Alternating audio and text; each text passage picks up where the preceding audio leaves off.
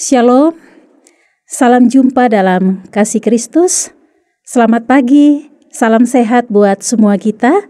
Saya sungguh percaya Tuhan sementara menyertai kita semua dengan kasih dan karunia-Nya.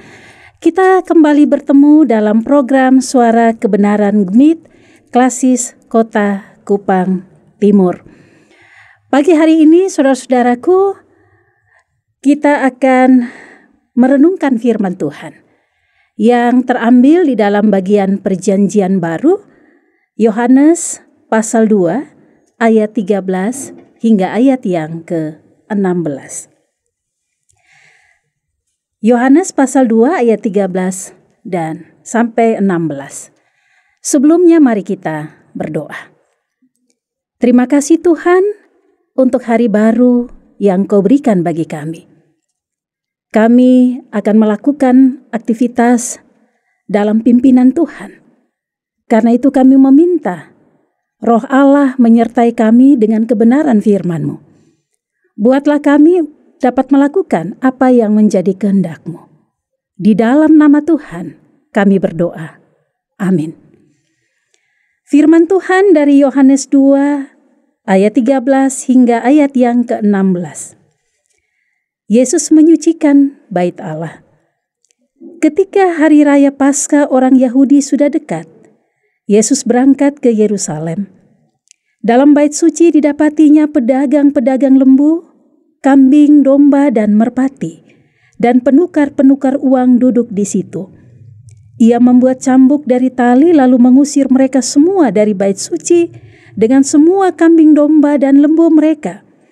Uang penukar-penukar dihamburkannya ke tanah dan meja-meja mereka dibalikannya. Kepada pedagang-pedagang merpati, ia berkata, "Ambil semuanya ini dari sini.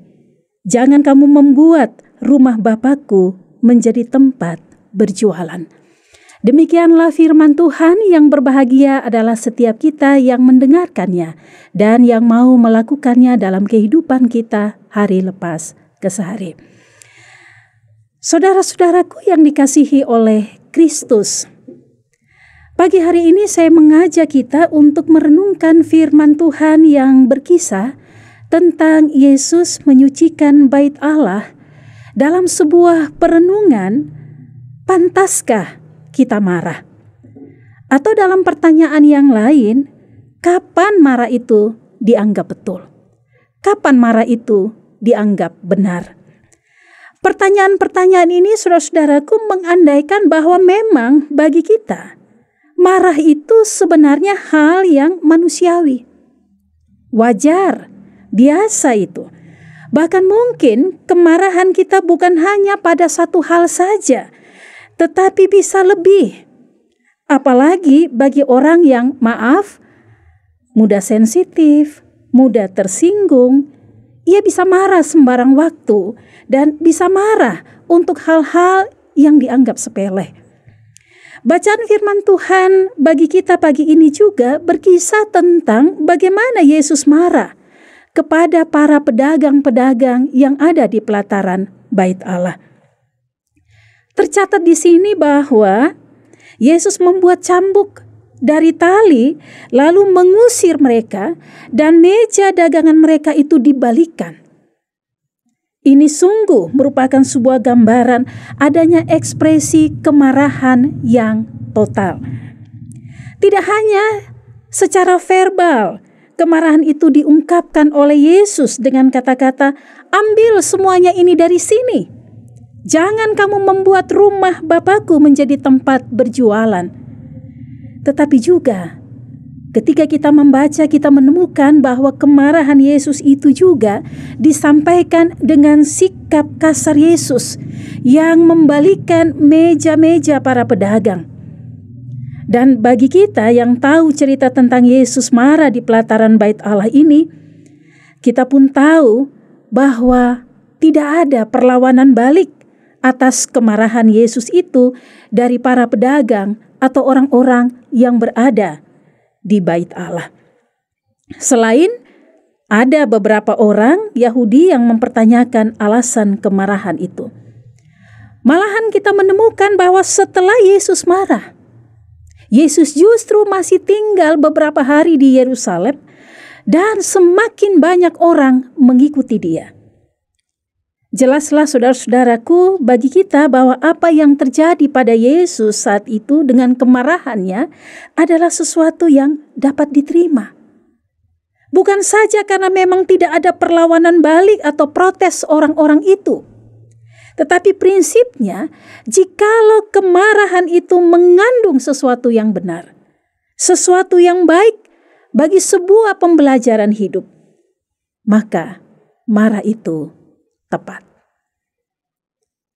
Namun tentu saja saudara-saudaraku yang dikasihi Tuhan, seringkali dalam pengalaman hidup kita, kita menyadari bahwa tidak mudah bagi seseorang yang menerima kemarahan orang lain dapat dengan begitu saja menerima kemarahan itu.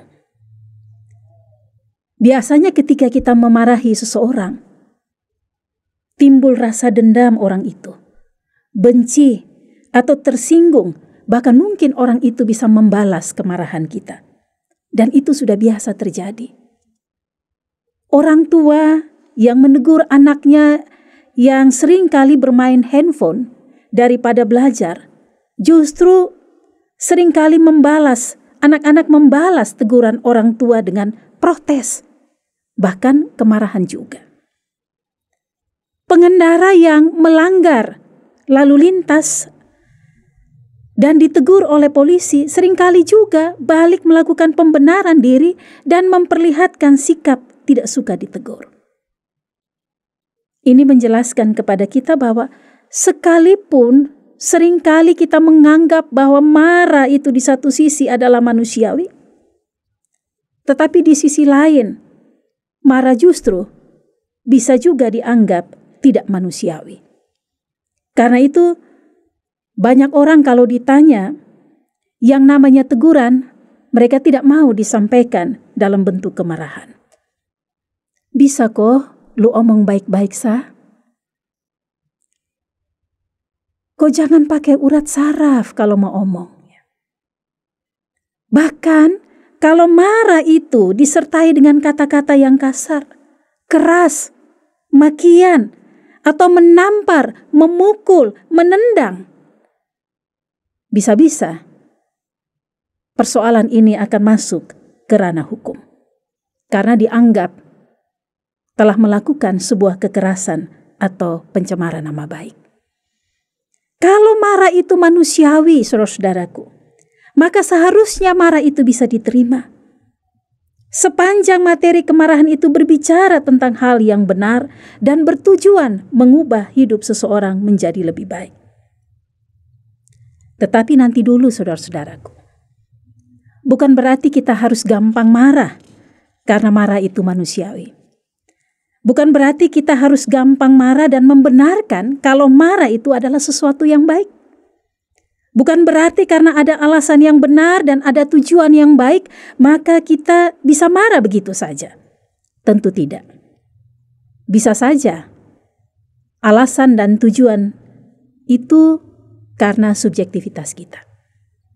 Kalau kita belajar dari cerita tentang Tuhan Yesus, kita menemukan bahwa ketika Yesus marah, tidak ada seorang pun yang membalas. Tidak ada yang memprotes Yesus dengan kemarahannya. Bahkan Alkitab justru mencatat, semakin banyak orang-orang yang percaya kepadanya dan mengikuti dia. Yesus marah, tetapi Yesus justru semakin disukai.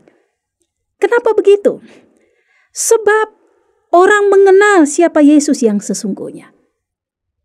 Sikap yang Yesus perlihatkan tidak berbeda dengan kepribadian dan kehidupan Yesus sendiri. Malah karena orang itu sudah mengenal siapa Yesus sesungguhnya, maka mereka bukan hanya bisa menerima kemarahan Yesus, tetapi mereka sungguh-sungguh percaya bahwa apa yang dikatakan Yesus dalam kemarahan itu adalah sesuatu yang benar dan pasti akan terjadi. Yesus dikenal sebagai orang benar. Hidup dan kata-kata yang diucapkannya selalu benar. Karena itu, apa saja yang Yesus buat selalu mengundang decak kagum dan respon orang untuk mengikuti Dia kemana saja Yesus pergi. Ini penting Bapak Ibu Saudara untuk kita cermati. Bahwa kata-kata kita termasuk kemarahan kita ternyata tidak dapat dilepaskan dari kepribadian kita, tidak dapat dilepaskan dari kehidupan kita sendiri. Marah itu bukan semata-mata untuk diekspresikan kepada orang lain. Tetapi sesungguhnya marah itu menunjukkan dan memperlihatkan siapa sesungguhnya kita di mata orang lain. Apakah kita sudah menjadi orang baik? Apakah kita sudah menjadi orang benar ketika kita memarahi seseorang? Karena hanya dengan mengoreksi diri seperti ini, apapun yang mau kita buat, termasuk kemarahan kita sekalipun, itu akan berdampak bagi diri kita dan juga bagi orang lain. Yesus marah karena memang Yesus adalah orang benar. Sehingga semua yang diperlihatkan Yesus adalah kebenaran itu sendiri. Saya ulangi, semua yang diperlihatkan Yesus itu adalah kebenaran itu sendiri. Tidak saja kata-katanya, tetapi seluruh perilakunya, seluruh pengalaman kehidupannya. Jadi, satu hal yang menjadi penekanan adalah marah harus menjadi reaksi atas dosa dan pelanggaran hidup. Sebagaimana memang ketika Yesus marah, Yesus bereaksi terhadap dosa dan pelanggaran hidup. Bacaan firman Tuhan dengan jelas memperlihatkan kepada kita bahwa Yesus marah karena memang dilatar belakangi oleh penyimpangan yang dilakukan para pedagang terhadap para peziarah yang datang ke Bait Allah. Tradisi saat itu, para peziarah harus memberi korban persembahan ketika mereka datang di Bait Allah. Para peziarah itu datang dari tempat yang jauh. Ada di antara mereka yang mungkin tidak membawa korban, sehingga mereka harus membelinya di pelataran Bait Allah. Dan mereka juga diminta untuk membeli dengan mata uang khusus yang berlaku di wilayah Kekaisaran Romawi. Jadi mata uang dirham harus ditukar dengan mata uang shekel. Rupanya saudara-saudara bahwa dalam proses penukaran ini terjadi kecurangan yang dilakukan oleh para pedagang. Si penukar uang mengambil untung, belum lagi pengambilan untung dari penjualan hewan-hewan yang juga melibatkan pihak pengelola Bait Allah. Di samping itu kita tahu bahwa aktivitas penjualan hewan-hewan korban dan penukaran uang sudah menciptakan suasana hiruk-pikuk di pelataran Bait Allah. Maka melihat keadaan ini semua, Yesus marah. Bait Allah yang seharusnya menjadi tempat penyembahan Allah diisi dengan orang-orang yang sibuk mencari uang, yang mungkin saja tidak berpikir atau bermaksud menyembah Allah. Niat orang-orang baik diperalat dengan kepentingan mencari untung. Orientasi terhadap uang sudah menggeser persekutuan sebagai sesama umat yang beribadah. Yesus marah dan dia menolak sikap mencari keuntungan atas nama persembahan kepada Tuhan di dalam Bait Allah. Bait Allah itu harus menjadi tempat orang berdoa, bukan tempat para pencuri yang mencari untung. Karena itu dengan keras bahkan kasar, Yesus bilang, jangan kamu membuat rumah Bapakku menjadi tempat berjualan. Ini paralel dengan kesaksian Matius 21 ayat 31 yang mensejajarkan tempat berjualan dengan sarang penyamun. Bahwa kekudusan harus menjadi ciri dari orang-orang yang menyembah Allah. Yesus marah karena kasih-Nya kepada Bapa. Barang siapa mengasihi Allah, seharusnya sikap hidupnya juga memperlihatkan hal demikian. Kasih Yesus kepada Bapa dan kepada manusia adalah hal yang menjadi bahagian yang melekat di dalam diri Yesus. Yesus adalah kasih, sehingga kemarahannya itu keluar dari kebaikan dan kasih-Nya kepada Bapa dan juga manusia. Sewaktu Tuhan marah, tak berkurang kasih setia-Nya. Ia mau kita tidak terjebak lebih dalam lumpur dosa kita. Yesus adalah kebenaran, dan ketika Dia marah, kemarahannya tidak menghilangkan statusnya sebagai orang benar. Yesus adalah keadilan itu sendiri. Ketika Dia marah, kemarahannya tidak menaifkan keadilannya. Saudara-saudaraku, dari kisah tentang Yesus menyucikan bait Allah, kita belajar satu hal penting. Jikalau kita marah, hendaklah kemarahan kita merupakan teriakan Yesus atas pelanggaran hidup yang sementara terjadi, baik dalam kehidupan kita sendiri maupun dalam kehidupan orang lain. Kita harus bisa marah ketika ketidakadilan, ketidakbenaran, dan ada dosa di hadapan kita. Kita hanya boleh marah pada sesuatu atau seseorang yang bersikap memisahkan dirinya dari Tuhan. Karena itu, sekalipun marah adalah ekspresi manusiawi, tetapi berhati-hatilah dalam kemarahan itu. Karena kita tahu, marah bisa menghancurkan banyak hal. Marah karena patah hati bisa bikin orang bunuh diri. Marah karena cemburu bisa terjadi pembunuhan. Marah karena kecewa dan jengkel bisa merusak persaudaraan, persekutuan, dan persahabatan kita dengan orang lain. Prinsipnya sederhana, saudara-saudaraku. Jangan bikin dosa kalau mau marah.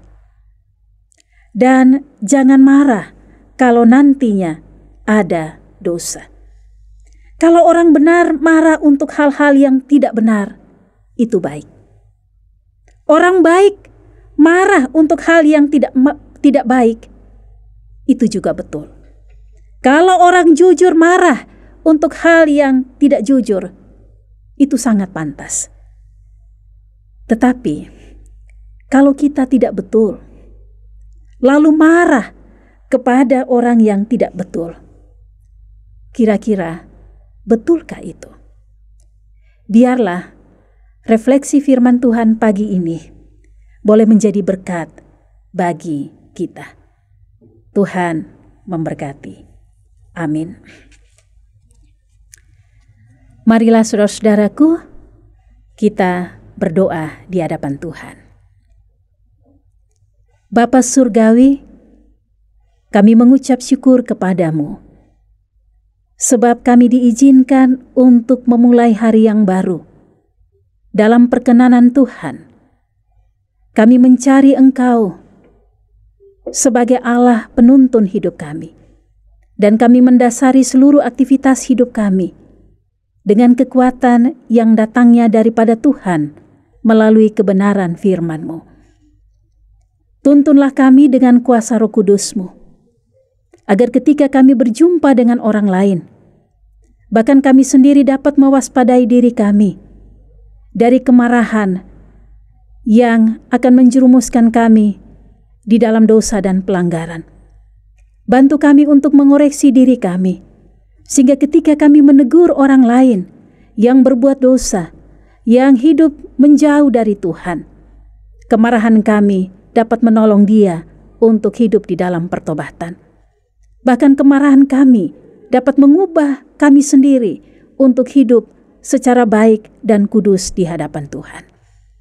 Berkati umat-Mu, seluruh jemaat Tuhan yang akan memulai aktivitas hidup hari ini.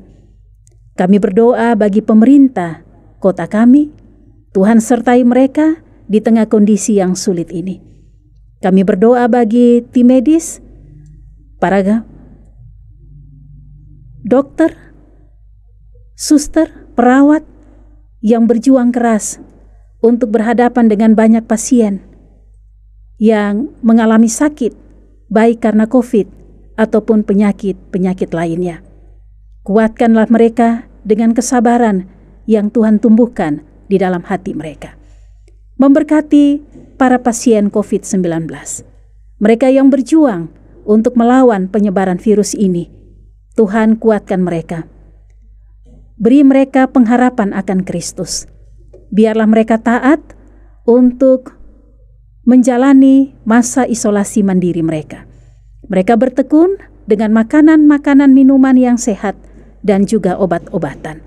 Berkati keluarga yang memberi dukungan bagi mereka. Bahkan Tuhan memberkati kami semua yang sementara saat ini masih dalam kondisi sehat. Agar kami juga dengan hikmat-Mu bisa mewaspadai diri dari penyebaran COVID-19. Berkati gereja-Mu, sinode, klasis, dan jemaat.